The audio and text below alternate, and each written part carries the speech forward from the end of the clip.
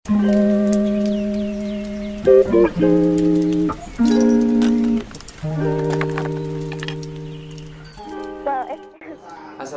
warahmatullahi wabarakatuh. Perkenalkan, nama saya Faris Ahmad Rehan, NIM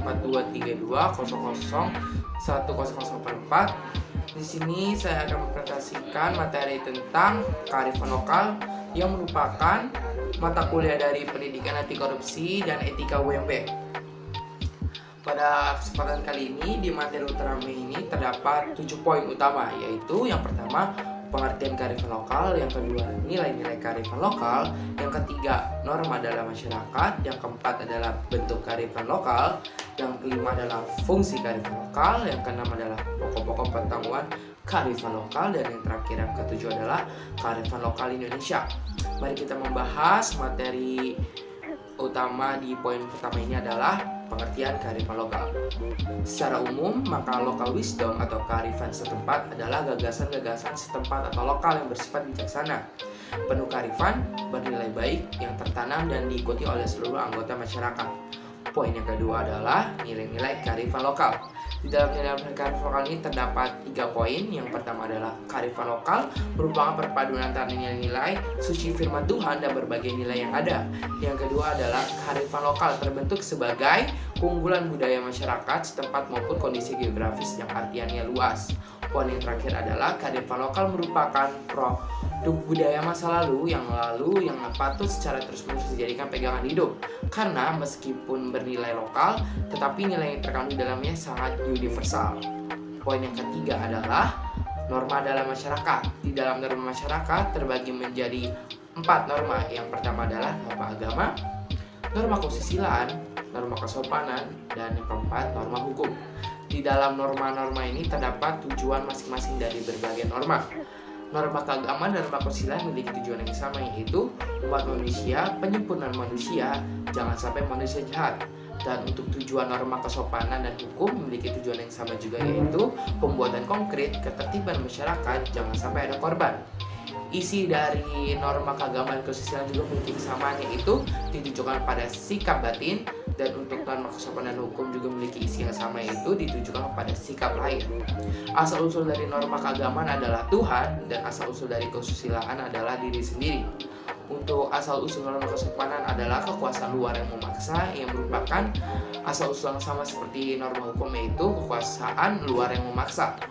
Sanksi dari norma keagamaan adalah dari Tuhan, dan untuk sanksi dari norma kesusilaan adalah diri sendiri.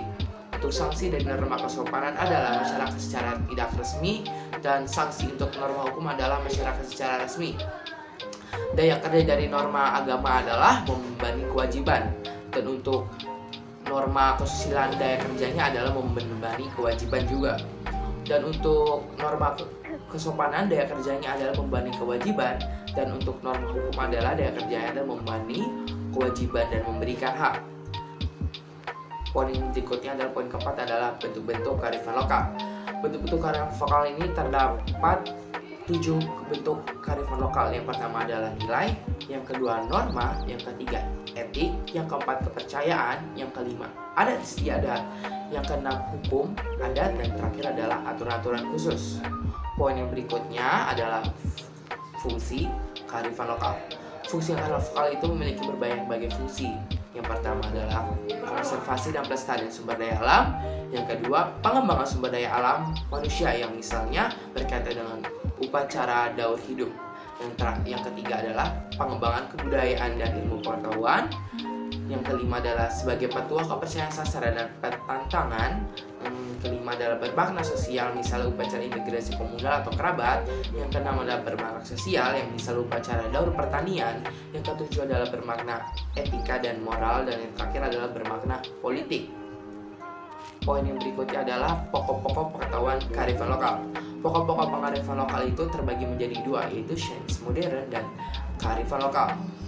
Sains modern adalah memanipulasi alam dan budaya dan menciptakan semua segi kehidupan alami dan batinah, sehingga unsur nilai dan moralitas tidak relevan untuk memahami ilmu pengetahuan. Dasar penyusunan pengetahuan hanyalah berdasarkan dari fakta-fakta yang diukur atau prinsip positifan. Dan untuk kearifan lokal, nilai-nilai dan moralitas sebagai pokok pengetahuan relevan untuk memahami ilmu pengetahuan.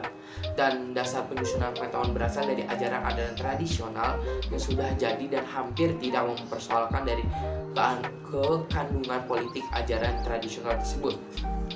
Indonesia dengan berbagai suku bangsa mempunyai keanekaragaman kearifan lokal, kearifan tradisional, dan budaya yang di dalamnya terkandung nilai-nilai etik dan moral, serta norma-norma yang sangat mengedepankan pelestarian fungsi lingkungan.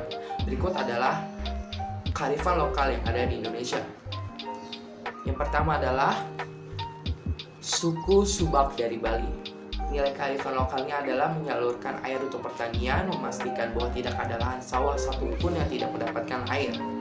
Yang kedua adalah Sasi, yang merupakan suku dari Maluku dan Papua, yang nilai kearifan lokalnya adalah mencegah menangkap ikan secara berlebihan. Yang ketiga adalah Zoning dari Papua dan Kaharuan dari Sunda, yang nilai kearifan lokalnya itu sama, yaitu mengatur pengelolaan lahan, hutan, dan air. Yang keempat adalah Lewung, yang merupakan dari Sunda, yang nilai kearifan lokal adalah pengelolaan dan tata guna hutan dan lahan. Berikutnya adalah Mertibelik, yang merupakan suku dari Jawa Tengah, yang nilai kearifan lokalnya adalah memastikan kelestarian sumber air. Yang berikutnya adalah Wetu Alam, yang merupakan suku dari Lombok Tengah. Nilainya adalah mengatur tata guna lahan dan pola tanaman pada masyarakat. Berikutnya adalah ada Sunguyun dari Barito, Kalimantan, yang nilainya adalah memandang alam dan lingkungan yang menekankan keseimbangan dan kedamaian dalam menggarapkan lahan dan menanam. Berikut adalah bentuk kearifan lokalnya Nyabuk Pudung, yang merupakan dari Jawa Tengah. Nilai kearifan lokalnya adalah menyarankan daerah pertanian berbukit harus ditanami tanaman yang mencegahnya erosi dan membuat sengkedan mengikuti garis kontur dari bukit ataupun pegunungan. Berikutnya adalah Wiwitan, yang dari Jawa Tengah, yang nilai kearifan lokalnya adalah menyiapkan bibit unggul untuk kelangsungan usaha tani. Berikutnya adalah Supangan, merupakan dari Jawa Tengah lagi, yang nilai kearifan lokal adalah membersihkan saluran-saluran air untuk mengairi sawah secara bersama-sama. Berikutnya adalah ada Taeronewolako, alam adalah aku, yang merupakan dari Papua, yang nilai kearifan lokal adalah Gunung Esbert. Gasbert dipercaya sebagai kepala mama. Tanah dianggap sebagai bagian dari hidup manusia, dengan demikian maka pemanfaatan sumber daya alam secara hati-hati. Berikut ada Celako Kumalis Sarawai dari Bengkulu, yang nilai kearifan lokalnya adalah kelestarian lingkungan terwujud dari kuatnya keyakinan itu tentang nilai tabu dalam berladang dan tradisi tanam tanjak. Berikutnya adalah Tanah Ulen dari Dayak, Kenya, Kalimantan, yang nilai kearifan lokal adalah kawasan hutan dikuasai dan menjadi milik masyarakat adat. Pengelolaan tanah diatur dan dilindungi oleh aturan adat. Yang berikutnya adalah masyarakat Kasepuhan Pancen Pangiwitan, Kampung Lukuh, Jawa Barat, yang nilai kearifan lokal adalah mengenal upacara tradisional, mitos, tabu hingga pemanfaatan hutan hati-hati. Tidak diperbolehkan eksploitasi secara atas izin sesepuh adat. Dan yang terakhir adalah masyarakat Daumau dari Kalimantan Barat, yang nilai kearifan lokal adalah pola penataan ruang pemukiman dengan menginvasikan hutan dan memanfaatkannya. Perlandangan dilakukan dengan cara rotasi dengan menetapkan masa berak, dan mereka mengenal tabu sehingga menggunakan teknologi yang dibatasi pada teknologi pertanian sederhana dan ramah lingkungan.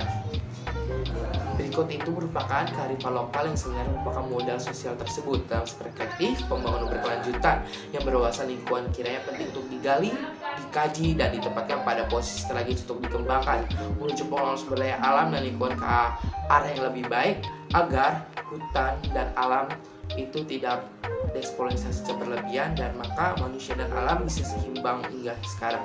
Sekian pengertian saya bisa saya jelaskan, maaf bila ada yang kurang. Sampai jumpa.